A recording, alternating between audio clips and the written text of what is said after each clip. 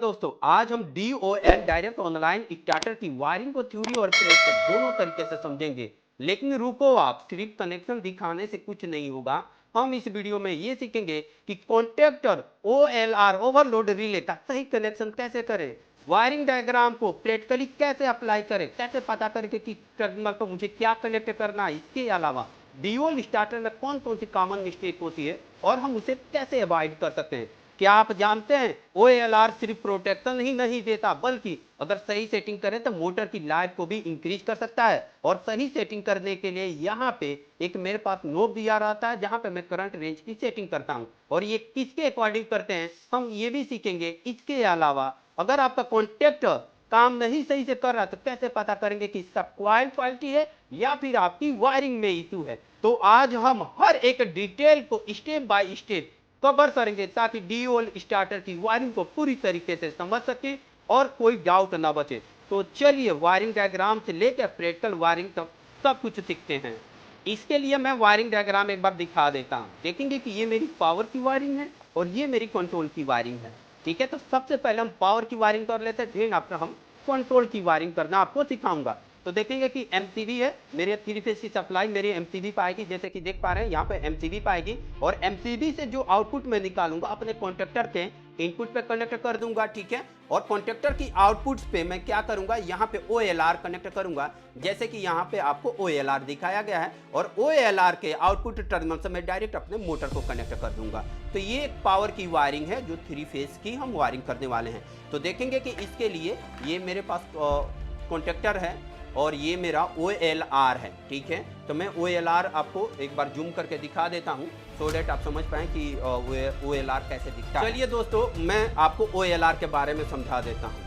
यहाँ पे देखेंगे 2, 4, 6 ये मेरा पावर टर्मिनल है जहाँ पे मैं अपने मोटर को कनेक्ट करूँगा। इसके अलावा यहाँ पे देखेंगे 97 और 98 नंबर पॉइंट NO का पॉइंट है, और एक NC भी मिलता है मुझे जो 95 और 96 नंबर है। इन पॉइंटों को जो NO NC है, इन पॉइंटों को हम बोलते हैं ऑक्सिलरी कॉन्टैक्ट्स, और इसको बोलते हैं पावर कॉन्टैक्ट। ऑक्सिलरी कॉन्टैक्ट्स का यूज हम करते हैं फीडबैक लेने के लिए। ठीक है दोस्तों, फीडबैक यानी बोलने का मतलब कि ये मेरा OLR अगर ट्रिप केस में है तो उसका फीडबैक मुझे लेना होता है, तो मैं इसका NO NC यूज करता हूँ। अब देखिए, अगर आपको ट्रिप का फीडबैक लेना है तो आप NO का यूज करेंगे, यानी आप 97 नंबर पर जो सप्लाई देंगे वही 98 नंबर पर मिलेगा जब ये ट्रिप हो जाएगा। अब जब ट्रिप नहीं रहेगा तो इसका NC काम करेगा, आप 95 नंबर पर जो सप्लाई दिए रहेंगे 96 नंबर से मिल जाएगा। आप चाहे 96 पे कनेक्ट कर दीजिए, चाहे 95 पे कनेक्ट कर दीजिए, बोथ आर सेम, दोनों एक ही पॉइंट से कनेक्ट होते हैं, बट आप कोशिश कीजिएगा कि सीक्वेंस फॉलो कीजिए। इसके अलावा यहाँ पे आप देखेंगे कि स्टॉप बटन दिया हुआ है। अगर आप इसके NO और NC को चेक करना चाहते हैं तो आप स्टॉप बटन को प्रेस करके क्या कर सकते हैं, इसके NO NC को चेक कर सकते हैं। इसके अलावा यहाँ पे ऑटो और मैनुअल दिया हुआ है। इसी ऑटो मैनुअल से मैं क्या करूंगा, अगर देखिए ये ऑटो में रहेगा तो अगर ये ट्रिप हुआ तो ट्रिप होने के बाद ट्रिप कब होगा, अच्छा ये ट्रिप तब होता है जब यहाँ पे करंट की रेटिंग सेट करने के लिए दिया गया एक नोब है। मैं इसको घुमा के क्या कर सकता हूँ, यहाँ से करंट की रेटिंग को सेट कर सकता हूँ। देखेंगे कि मैक्सिमम यहाँ पे 25 एम्पियर दिया हुआ है और मिनिमम 0 एम्पियर दिया हुआ है। अगर मैं यहाँ पे 17 एम्पियर सेट कर देता हूँ तो अगर मेरी मोटर 17 एम्पियर करंट ले रही है तो मैं 17 पे सेट कर दूंगा। ये ब्लू वाला सेटिंग पॉइंट बता रहा है। ठीक है, अब एक पॉइंट को समझिए, अगर मैं 17 एम्पियर मेरा मोटर करंट ले रहा, अगर मैं उससे ज्यादा अगर सेट कर देता हूँ तो इसकी स्ट्रिप बार बार गर्म होकर खराब हो जाएगी। अगर मैं 17 एम्पियर की मेरी मोटर है, अगर मैं इसकी कम करंट की सेटअप कर दूं तो क्या होगा, ये मेरा OLR बार बार ट्रिप होगा। तो हम इसीलिए सही सेटिंग करते हैं, जितना मेरा करंट की रेटिंग होती है मोटर का हम उतना ही सेटअप करते हैं। तो दोस्तों इसकी सेटिंग अपने मोटर की फुल रोड के करंट के अकॉर्डिंग करते हैं। यहाँ पे ऑटो और मैनुअल दिया है, अगर मैं इसको अंदर ऐसे प्रेस कर देता हूँ, प्रेस करके रोटेट कर देता हूँ तो ये मेरा ऑटो में हो जाएगा, मीन्स ऑटो रीसेट हो जाएगा। अगर मेरा ट्रिप हुआ OLR और इसके अंदर जो स्ट्रिप लगी हुई जैसी वो ठंडी होगी अपने आप रीसेट कर देगा और OLR से डायरेक्ट मेरी मोटर चलने लगेगी। अगर मैं इसको मैनुअल में कर देता हूं तो इस केस में क्या होगा दोस्तों, अगर ये ट्रिप होगा तो अपने आप रीसेट नहीं होगा। तो इसे रीसेट करने के लिए आप इसी बटन को एक बार ऐसे प्रेस करेंगे तो ये रीसेट हो जाएगा। अभी हम इसका प्रैक्टिकल भी करके देखेंगे। अगर आप इसकी टेस्टिंग करना चाहते हैं तो यहाँ पे जो टेस्ट लिखा हुआ है, यहाँ पे इस नोब को प्रेस करेंगे, इसके अंदर जो रेड पॉइंट है आप इसको प्रेस करेंगे तो ये ट्रिप हो जाएगा और आप ट्रिप करके चेक भी कर सकते हैं। चलिए अब हम इसकी कंप्लीट वायरिंग करना सीखते हैं। इसके लिए सबसे पहले मैं पावर की वायरिंग कर देता हूं। तो यहाँ पे देखेंगे कि मेरी 3 फेज की सप्लाई आ रही है, तो मैं यहाँ पे तीनों वायरों को यहाँ पे एमसीबी से कनेक्ट कर देता हूं।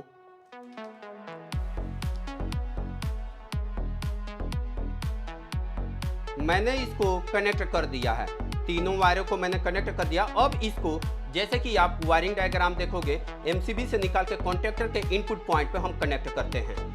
अब कॉन्टेक्टर के जो इनपुट पॉइंट होगा मैं दिखाता हूं आपको, देखेंगे कि यहाँ पे ओके, मैं इसका कनेक्शन करके आपको दिखाता हूं।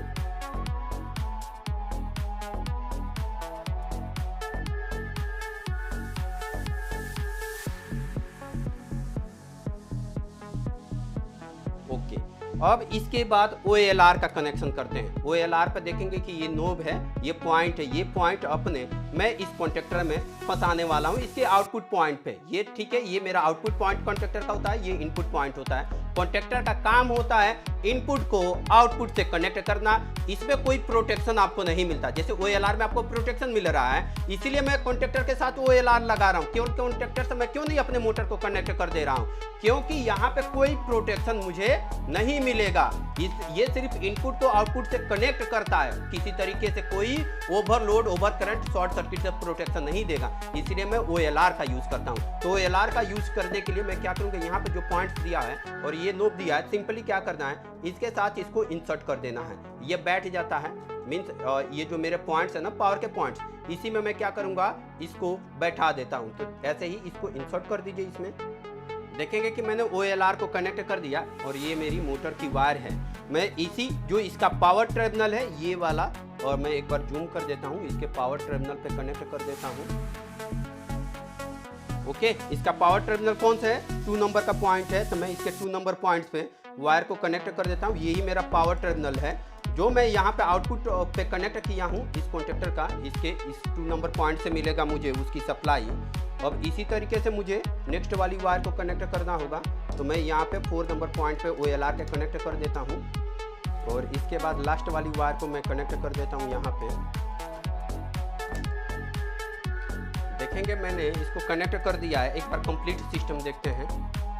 ओके, तो सिंपल है, यहाँ पे 3 फेज की इनपुट सप्लाई आई, मैं आउटपुट एमसीबी से निकाल के कॉन्टेक्टर के इनपुट पे दे दिया और कॉन्टेक्टर से मैंने एक OLR को कनेक्ट कर दिया, OLR से मैंने इसको सिंपल यहाँ पे कनेक्ट कर दिया।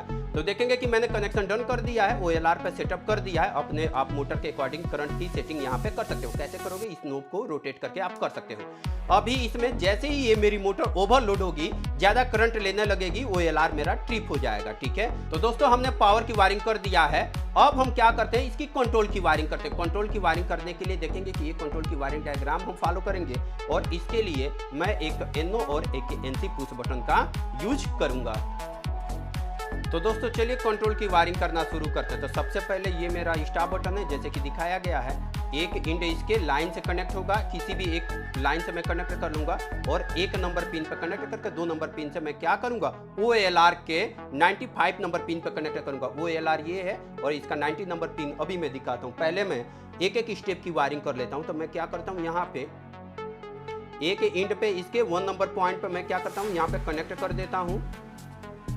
मैं इसको यहाँ पे कनेक्ट कर दिया है। वायरिंग डायग्राम भी साथ साथ में देखते रहिए। मैं अभी मोटर को थोड़ा सा साइड में कर देता हूँ और वायरिंग डायग्राम को यहाँ पे रख देता हूँ, सो डेट आप और इसको देख के समझ पाएँ।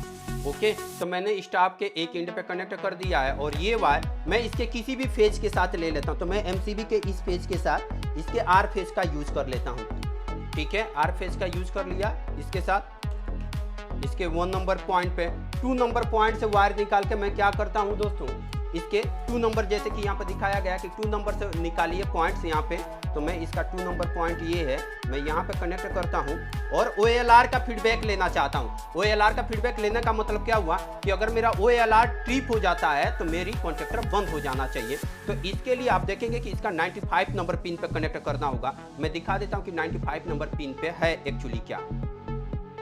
जैसे मैंने बताया था कि अगर रनिंग का आपको फीडबैक लेना है रनिंग का, तो आप ये 95 नंबर पिन का यूज कर सकते हैं। नॉर्मल केस में ये NC कॉन्टेक्ट में रहेगा तो 95 नंबर पिन का हम यूज करेंगे। ठीक है, और 96 नंबर से हम वायर निकालेंगे। एक बार कंप्लीट मैं अपना सिस्टम दिखाता हूँ। इसीलिए मैंने यहाँ पे क्या किया है, 95 नंबर पिन का यूज किया है। अब ये जो वायर जाएगी स्टाफ बटन की देखेंगे कि 2 नंबर से वायर निकाल के 95 नंबर पे जा रही है। 2 नंबर ये पॉइंट है, इसके 95 नंबर पे, तो मैं इसके 95 नंबर पिन पे कनेक्ट कर देता हूँ। मैंने इसको कनेक्ट कर दिया है। अब इसके 96 नंबर पिन से वायर निकलेगा। यहाँ पे देखेंगे कि 96 OLR का 96 ये वाला पॉइंट है। अब 96 नंबर से वायर को निकालता हूँ, एक यहाँ पे 96 नंबर से मैं एक इस पे कनेक्शन कर देता हूँ। ओके, हम OLR लगा रहे हैं ट्रिपिंग का फीडबैक लेने के लिए। इसका देखेंगे कि 96 नंबर का पॉइंट से निकल के हमारे स्टार्ट बटन के 3 नंबर पॉइंट पे जाएगा। देखेंगे कि 96 से वायर निकाल के कहाँ पे जा रही है, इसके पिन नंबर 3 पे। यहाँ पे ये मेरे पास स्टार्ट बटन है, इसके 3 नंबर पॉइंट पे जाएगा। यहीं से एक और वायर कनेक्ट हो रहा है जो हमारे कॉन्टेक्टर के NO पॉइंट पे जाएगा। तो मैं यहाँ पे एक क्या करता हूँ, इसको 3 नंबर पॉइंट पे कनेक्ट कर देता हूँ। ठीक है, हम सीधी वायरिंग करते हैं, फर्स्टली सीधी वायरिंग करते हैं और देखेंगे 3 नंबर से निकाल के 4 नंबर पर पॉइंट से जाएगा। अब इसके 4 नंबर पॉइंट पे एक वायर को कनेक्ट करता हूँ। यहाँ पे 4 नंबर पॉइंट पे कनेक्ट कर दिया। 4 नंबर से निकल के कहाँ पे जा रही है, इस कॉन्टेक्टर के कॉइल पे जा रही है। कहाँ पे जा रहा है, कॉन्टेक्टर के कॉइल पे। अगर कॉन्टेक्टर की कॉइल दिखाऊं तो आप देखोगे कि यहाँ पे कॉन्टेक्टर का मेरे पास कॉइल है। मैं थोड़ा सा जूम कर देता हूँ सो दैट आपको इसका कॉइल दिखे। देखिए दोस्तों, ये कॉन्टेक्टर मेरा AC है, तो आप चाहें तो लाइन की वायर A2 पे कनेक्ट कर सकते हैं, चाहे तो A1 पे कर सकते हैं। तो AC होता तो पोलैरिटी हम नहीं चेक करते हैं, लेकिन कोशिश आप करें कि लाइन को A1 पे कनेक्ट करें और न्यूट्रल को किस पे कनेक्ट करें, न्यूट्रल को A2 पे कनेक्ट करें। तो मैं यहाँ पे लाइन को कनेक्ट कर देता हूँ जो पुश बटन से आएगा। ओके, अब इसके बाद एक बार अपना पूरा सेटअप दिखाता हूँ। देखिए, मैंने यहाँ पे स्टार्ट बटन से एक वायर को निकाला इसका और A1 कॉइल पर कनेक्ट कर दिया। अब बट यहाँ पे आप ये भी देख रहे हैं कि न्यूट्रल की वायर इसके A2 पे कनेक्ट होना चाहिए। तो मैं यहीं पे क्या करता हूँ, एक न्यूट्रल का भी कनेक्शन कर देता हूँ। न्यूट्रल को भी यहाँ पे कनेक्ट कर देता हूँ जो सिंगल फेज के लिए काम करेगा। तो मैं यहाँ पे न्यूट्रल को कनेक्ट कर देता हूँ। यहाँ पे मैं इसको कनेक्ट कर देता हूँ सो डैट कॉन्टेक्टर को अगर ऑन करना है तो लाइन न्यूट्रल दोनों सप्लाई चाहिए। तो मैं न्यूट्रल के लिए भी यहाँ पे A2 को कनेक्ट कर देता हूँ, सिंपल। और इसके बाद इसको हम ऐसे कर देते हैं, पूरा सिस्टम को देखते हैं। तो ये मेरा स्टार्ट बटन से एक वायर गया और ये मेरा इसके कॉइल पे चला गया। ठीक है, बट अभी भी देखेंगे कि अभी के केस में मेरा क्या होगा, सिर्फ एक कॉन्टेक्टर ऑन होगा, होल्ड नहीं होगा। होल्डिंग के लिए मुझे क्या करना होगा, ये जो मेरे पास स्टार्ट बटन है इसी के पैरेलल में मुझे क्या करना होगा, एक कॉइल को कनेक्ट करना होगा। इसके लिए मुझे क्या करना होगा, देखेंगे कि यहाँ पे 13 और 14 नंबर का पॉइंट यूज किया गया है जो ये मेरा NO है। मैं कॉन्टेक्टर को एक बार दिखा देता हूँ। देखेंगे कि ये मेरा 13 नंबर का पॉइंट है और ये मेरा 14 नंबर का पॉइंट है। अभी मुझे क्या करना होगा, यहाँ पे देखेंगे कि मेरे पास यहाँ पे दिखा देता हूँ 13 और 14 नंबर कहाँ से, इसके 3 नंबर से एक वायर निकलेगी जो इसके 13 नंबर पे जाएगी और इसके 14 नंबर से एक वायर निकलेगा। चाहे आप इसके 4 नंबर पॉइंट पे कनेक्ट कर दो, चाहे आप यहाँ पे कनेक्ट कर सकते हो इसके कॉइल पे। तो चलिए एक बार मैं ये सेम टू सेम कनेक्शन कर देता हूँ होल्डिंग के लिए। इसके लिए क्या करना होगा, जैसे कि आप एक बार वायरिंग डायग्राम देखिए, वायरिंग डायग्राम दिखाता हूँ। इसके यहाँ पे 3 नंबर से एक वायर निकालूंगा। यहाँ पे देखेंगे कि पैरेलल कनेक्शन है। ठीक है, 3 नंबर से वायर जो 3 नंबर पे सप्लाई आई है, तो 3 नंबर पे एक और वायर को यहाँ पे कनेक्ट करूंगा। तो मैं सिंपल एक कनेक्शन कर देता हूँ, ये होल्डिंग कनेक्शन है।